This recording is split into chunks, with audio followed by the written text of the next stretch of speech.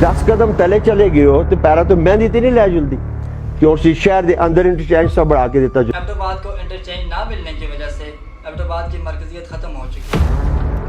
किसी भी इदारे में नौकरी के लिए चले जाएं, पता चलता है कि 4 बंदे स्पीकर साहब के हैं। बाढ़ तो जानवरों के लिए लगाई जाती है। बाढ़ की आड़ में जो मगरमच्छ यहाँ पे ज़मीन घोड़ियों के भाव पे खरीद रहे हैं, आप भी जानते हैं, हम भी जानते हैं। बाधारा वजूद में आई तो सबसे पहले आपने इसको खैर मकदम कहा, छोड़ने में भी सबसे पहले आपके 3-4 क्लास 4 की वजह से बाहर से आए हुए लोगों ने मेडिकल कॉम्प्लेक्स में अपना होल्ड बना लिया है। अस्सलाम वालेकुम नाज़रीन, मैं हूं आपका मेज़बान सरदार फैसल करलाल। आप देख रहे हैं प्रोग्राम मेरा हल्का। नाज़रीन, जैसे जैसे इलेक्शन के दिन करीब आते जा रहे हैं, अभी बास्केटों का सीज़न स्टार्ट हो गया है और बास्केटों की आड़ में जनाज़ों और शादियों पर अभी सियासत शुरू होने वाली है। नाज़रीन, प्रोग्राम स्टार्ट करने से पहले एक चीज़ आपके गोश गुजार करना चाहूँगा। मेरा तल्लुक़ ना किसी सियासी पार्टी से है और ना ही मैं किसी के अगेंस्ट हूँ। अवामी मसाइल लेके यहाँ पे आपके सामने हाज़िर हुआ हूँ और कुछ सवालात हमारे, जैसे कि पिछले दिनों हम लोगों ने एक वर्ड जो है इंट्रोड्यूस करवाया था, द बिग 3।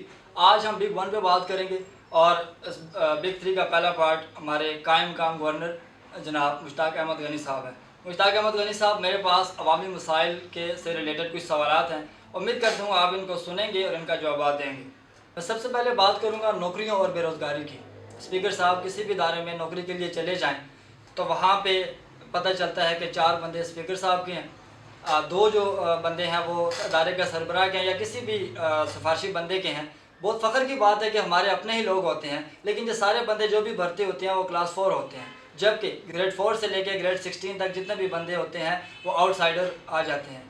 स्पीकर साहब, पाव गोश्त के लिए पूरी भैंस कुर्बान कर देना, क्या ये अवाम के साथ खुला तजाद नहीं? स्पीकर साहब, अवाम जानना चाहती है, जब भी आपसे मोटरवे इंटरचेंज की बात की गई तो आपने कहा थोड़े से नीचे चले जाएं, पाँव से मेहंदी तो नहीं उतरती। आप ये चीज़ वीडियो में भी देख सकते हैं। 10 कदम तले चले गए हो तो पैरा तो मेहंदी ते नहीं लै जुलदी क्यों शहर के अंदर इंटरचेंज सब बढ़ा के देता जुले। स्पीकर साहब, मेहंदी तो ज़रूर उतरती है, लेकिन आपके उस एक बात की वजह से एबटाबाद को इंटरचेंज ना मिलने की वजह से एबटाबाद की मरकजियत ख़त्म हो चुकी है। कारोबार बहुत ज़्यादा मुतासर हुए हैं। टूरिस्ट स्पॉट था एक एबटाबाद, जो अब नहीं रहा। एबटाबाद को मोटरवे का क्या फ़ायदा हुआ? स्पीकर साहब, मेरा शहर एबटाबाद पानी में डूब चुका है। मेरे कप्तान ने कहा था कि इस बार हम लोग 350 डैम बनाएंगे, जबकि एबटाबाद में आपको बारिशों में चप्पे चप्पे पे एक मिनी डैम नज़र आता है।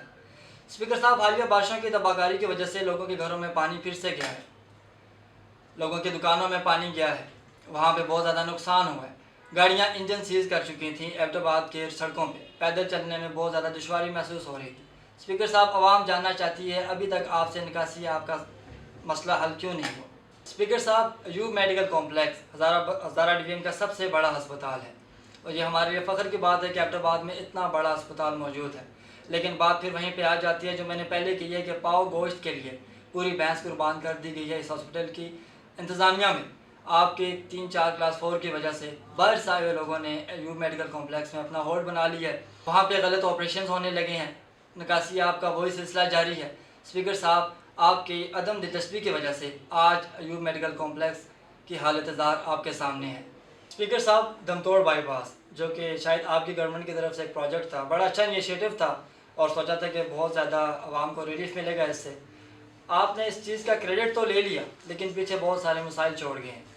आपने पहले कहा 40 फुट की राजी पे ये सड़क बनेगी, उसके बाद फिर 88 हुआ, फिर 110 हुआ। लोगों ने साथ साथ कंस्ट्रक्शन स्टार्ट कर दी कि अभी इससे हमें रोज़गार मिलेगा। जब 110 पे पहुंची तो आपने कंस्ट्रक्शन गिरा दी, कहा जी अभी तो TMA का हिस्सा भी रहता है। फिर दोबारा लोगों ने कंस्ट्रक्शन स्टार्ट की, फिर आपने गिरा दी, ये तो GDA की भी रहती है। चले यहाँ तक बात ठीक थी। इसके बाद आपने कहा जी अभी बाढ़ लगेगी। बाढ़ तो जानवरों के लिए लगाई जाती है और इस बाढ़ की आड़ में जो मगरमच्छ यहाँ पे ज़मीनें कोड़ियों के भाव पे ख़रीद रहे हैं, आप भी जानते हैं, हम भी जानते हैं। पटवार खाने में सारी चीज़ें मौजूद हैं। स्पीकर साहब, आवाम जानना चाहती है, एबटाबाद बोर्ड अब पेशावर मुंतकिल होने जा रहा है और अपने मराहिल में है।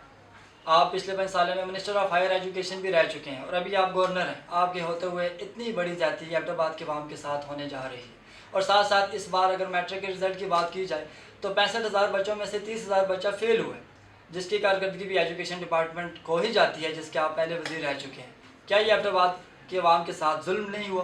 स्पीकर साहब, आवाम जानना चाहती है, आपने एबटाबाद के लिए पिंक बसेस की एक न्यू इनिशिएटिव ली थी, जिसके लिए आपने डिफरेंट स्टैंड्स भी बनवाए थे। बसें भी चली, हफ्ता चली, 2 हफ्ता चली, उसके बाद ना बसें नज़र आई, ना स्टैंड पे लोग नज़र आए।